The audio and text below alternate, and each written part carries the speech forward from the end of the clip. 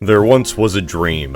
No, not a dream of Rome. A dream to turn the Baltic Sea into a Baltic lake. To sail from one end to the other and still remain in Sweden. Today there are the same 5 or so jokes about Sweden that Americans have. One of which is Sweden's famed neutrality. But there was a time that Sweden was not only not neutral, it was the dominant military power in Europe. It didn't have the largest army, but it did have the best. And that army carved up enough land to create the Swedish Empire. It didn't last as long as the other empires, only about a century or so, but it sure did leave an impression. The story of Sweden's fall is directly tied to Russia's rise. Sweden was directly in the way of Peter the Great and the city he wished to build.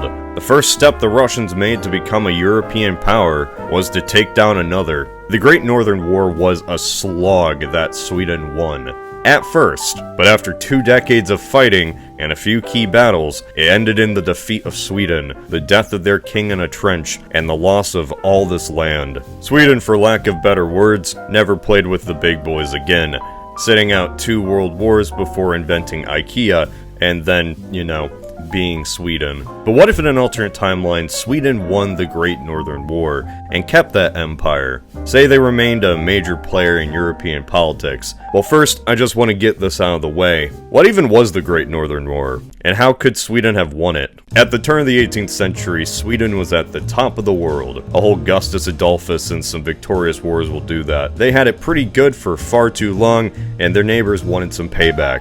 Enter Peter the Great. Peter wished to bring Russia closer to the rest of Europe, and the only way to do that was to have a western port. And the land that he wanted, called Ingria, was currently controlled by Sweden. So a coalition was formed, and in 1700, Russia, Denmark, Norway, and Polish Lithuania all simultaneously declared war on Sweden. A war on a 16-year-old Charles XII. It was a surprisingly even fight. You see, Charles XII lived for war. He didn't drink, he didn't even have sex. All Charles wanted to do was conquer. He led his men personally on the battlefield, just like good old Gustus. The Swedish military was often outnumbered, but it was battle-hardened, and it outsmarted and outfought their way out of any situation. To sum up this 21-year conflict, Sweden, or really Charles, won over and over again until he overplayed his hand, led a failed invasion of Russia, and then barely escaped with his life fleeing to the Ottoman Empire. After this brief refuge, he overstayed his welcome, got on a razzle-dazzle with his hosts, was kicked back to Scandinavia, where he would get headshot in a trench in Norway. Like a dead corpse, the buzzards picked Sweden clean apart, and they lost anything that wasn't Sweden or Finland proper. Sweden would lose Finland later. Russia won, Sweden lost, Poland-Lithuania continued to exist until it didn't. So how could Sweden have won this war? Well, for one, it's pretty insane that they did so well to begin with. Charles and his commanders went up against 3 opponents and for a while beat them all back, even going on the offensive at times. With the power of hindsight, we know that Sweden should have stopped when they were ahead. Peter even sent Charles a peace agreement promising to end the conflict as long as Russia could maintain a fort on the Baltic Sea. That was the only thing Peter wanted out of this. Charles, wanting total victory, rejected it. And we all know how that turned out. Perhaps Charles in an alternate timeline does agree to it. Sweden remains the prominent power in the Baltic, while Russia is still able to build up what becomes St. Petersburg. The other scenario, and the more drastic one, is that Charles absolutely obliterates Peter the Great and the Russian army after the Battle of Narva. In our timeline early in the war, Russia miscalculated a bit, and Sweden pressed against them sooner than they expected. The Battle of Narva was a general rout and a complete disaster for Russia. They were in no position afterwards to fight. And Charles, in response to this, focused on Poland-Lithuania instead. He had a personal grudge he needed to settle, and it really did come back to bite him. Had Charles pressed, his army might have taken out Peter's fighting capabilities, maybe even Peter himself, either capturing or killing him on the battlefield. The Great Northern War may have ended up being a quick Russian blunder, discrediting a Tsar that in our timeline became a national hero that birthed the Russian Empire. So say Sweden actually wins the war, what do they get out of it? Well, for one, they're able to survive, but depending on how badly they beat the Russians, they could move further east and take all of Karelia. I think mainly they would use this victory to solidify the gains they made in the previous century. The aristocrats of Lithuania would be persuaded to be pro-Swedish and not go back to being pro-Polish. Perhaps Poland is even a puppet of the Swedish government and cedes most of their Baltic territory. There are a few regions that Sweden could still expand to, but even if they maintain the territory that they have, this still alters the dynamic of Eastern Europe. The question now, though, is how long will Sweden actually hold it? There's one problem that Sweden will always have to deal with, one that really plagued them at the height of their empire. They barely have a population. Sweden's empire was thanks to two main things. One, they were good at war. Two, their neighbors were currently bad at war. For some reason or another, their neighbors had been in a time of turmoil, and Sweden exploited it. All bad times, though, eventually come to an end, and their neighbors fought back. For example, if Sweden did win, they'd still be in the same position they were in the beginning. They're strong, and their enemies aren't, but that's a situation that's always going to change. Sweden's neighbors could always just recover, and then the process repeats. Sweden gained its empire through a series of 17th century battles which involved small armies and good commanders. But how long can they maintain that with a population of 2 million? Sweden's army has never even just been all Swedes. It had a large percentage of Finns. There just aren't enough Swedes to go around, so an empire of them isn't going to be a grand empire like France or Russia. It'd just be a united collection of Northern European nobility pledging loyalty to a very small Swedish crown. The Swedish would have to rely on the constant support of the Livonian, Lithuanian, Danish, and potentially Polish nobility to maintain order.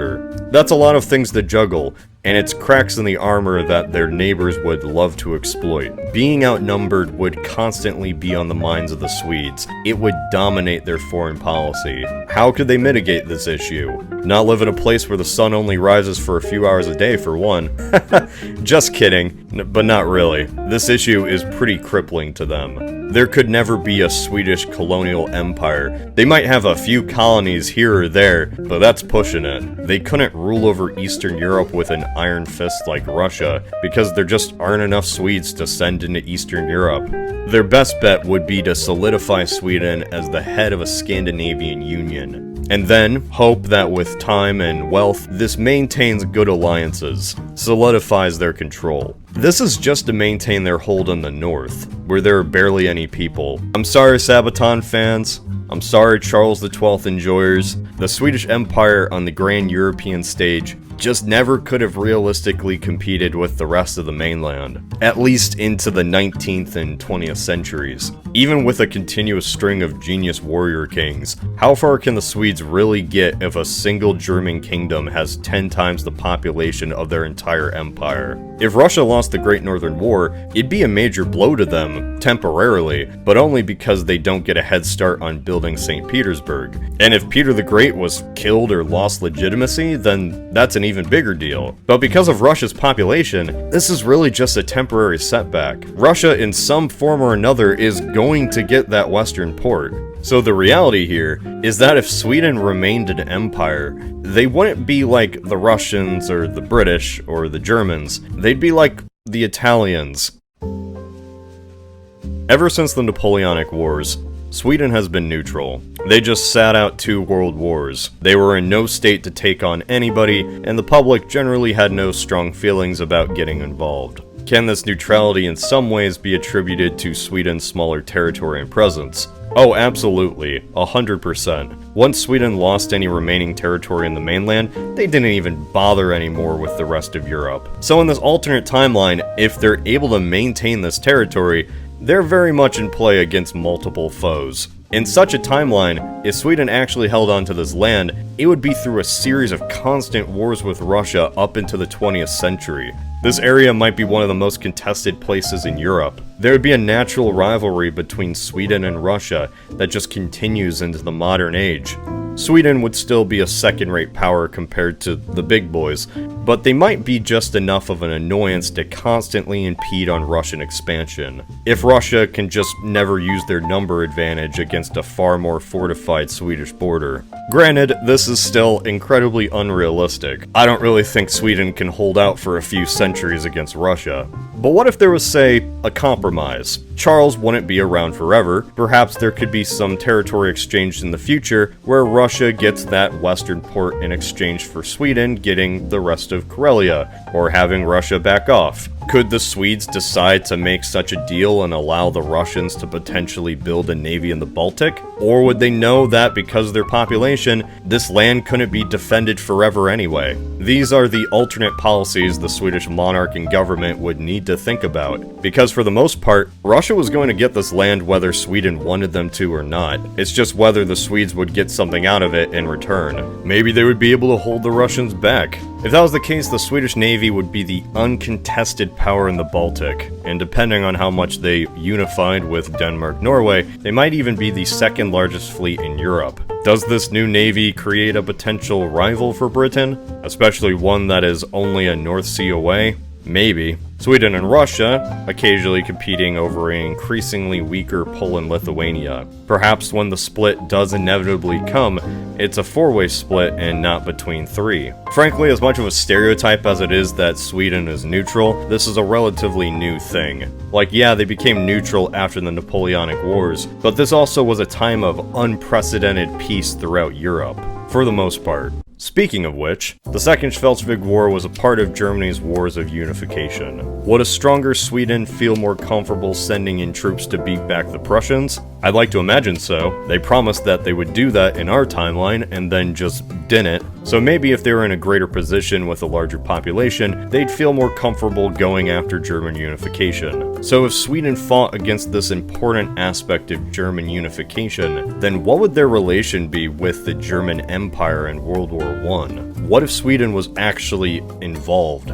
Now, this is under the assumption that the last 2 centuries of alternate politicking had not changed the mindset of the Swedish monarchs, which you never know. But considering the same mentality that existed in our timeline still prevails in this alternate one, fearing the Russians, I wouldn't be too shocked if a more bold Sweden entered the war on the German side. We may see an extended Eastern Front with a combined German and Swedish assault from Karelia. Maybe this longer line breaks the Russian war effort even quicker than in our history. If Sweden had lost the Baltic coast in an earlier war, maybe this is motivation enough to get involved. Could this lead to naval warfare between the Swedish and British navies? Maybe even an invasion of Norway? Really depends on the size of the Scandinavian modern empire. It could be enough to tip the scales in the Central Powers' favor early on, but this is all depending on alternate troop numbers and what the state of the Swedish Empire even is in by the 20th century.